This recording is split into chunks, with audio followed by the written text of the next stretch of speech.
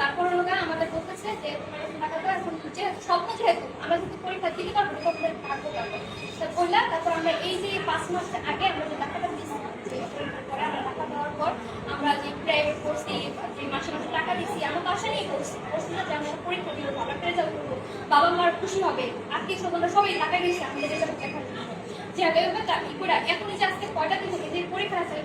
কিন্তু আমাদের এখন এই মিনিট আসেই না দেয় আমাদের শুধু দেয় নেই, আমাদের শুধু হয়ে গেছে বলতেছে শুধু ঘুরে গেছে আমাদের বলতে আছে না যে ঠিক টাইম একটা দিতেছে না দিতে পারছে আমরা কি করবো বলেন। আর একটা দিন আছে মধ্যে আমরা অনেক আশা দিয়ে পড়াশোনা করছি। আসলে ঘটনা আছে কি তোমরা বাঁকা পথে চলে গেছো, তোমাদের হেড স্যার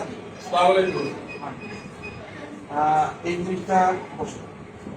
এই জিনিসটা তোমরা করছো, তোমরা তো বাঁকা পথে হেঁটে করছো, তোমরা ফেল করছো। আমার বিগত দিনে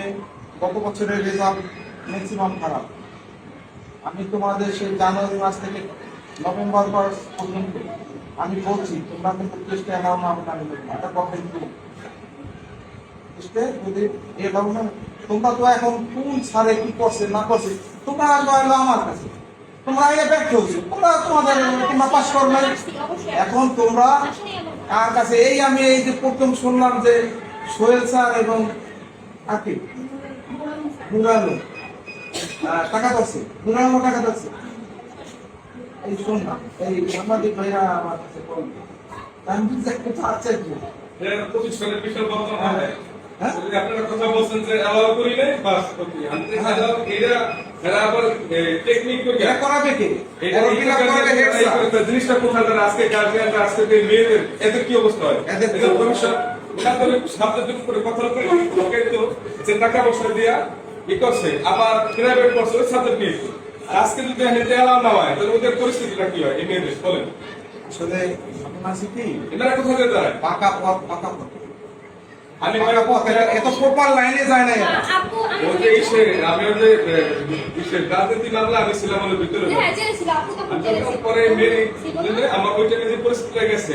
শুধু করছি ভাই বঙ্গবন্ধুর খেসুরি খেয়েছি কি আবার এই অপরাধে বাড়িতে আসে কইলাম যে স্যার বঙ্গবন্ধুর খেসুরি খেয়েছে এই অপরাধে দিলেন খেসুরি খান নাকি করতে পারে তো করছেন আলহামদুলিল্লাহ মানিয়ে নিলাম। এই মুহূর্তে আমি যখন এই মেয়ের শুধু ওদের মুখ থেকে টাকাইয়া যে না থাক তোমরা যেহেতু অভিযোগ দিছো যেহেতু আমার এখানে আর আমি তো আমার কাছে দিবে আমি তো এগুলো নেবো না। যারা ওরা জানে আমার ব্যাপারটা। আমি ওদের অনেক আগে থেকেই 7-8 মাস আমি বলছি যে ওদের কাছে গেছি, আমি প্র্যাকটিক্যাল ওদের কাছে গেছি যে তোমরা যদি লেখাপড়া না করো টেস্টে এলাও না আমার দেবো না। স্যার তারপর কি হয়েছে আপনি হচ্ছে যখন আমি আসছিলাম এনে তারপর আপনি জেলে থাকা সত্ত্বেও আমি অনেকবার আসছি আপনার কাছে বলছি, আপনি আমার রেজাল্ট দেখছেন দেখার পর বলছেন কি যে তুমি হচ্ছে দুইটা মিলে আপনি বলছেন তুমি দেশে চলে গেছে কিন্তু আরেকটা তুমি নিচে পড়তে কিন্তু টেনশন হয়ে গেছে এর জন্য আপনি লিখেছেন না টেনশন কেন আমি আমার তো টার্গেট আছে। শোনো আমাদের একটা টার্গেট আছে, যেমন যদি 3-4 এর মধ্যে 4 নম্বরে 5 নম্বরে যদি একটা বই থাকে তখন ও কিন্তু মনে করো 33-এ পাস, এখানে যদি 25-26-27-এ পায় সে কিন্তু এই 3 মাস পড়াশোনা করলে আমি একটা কমিটি করছি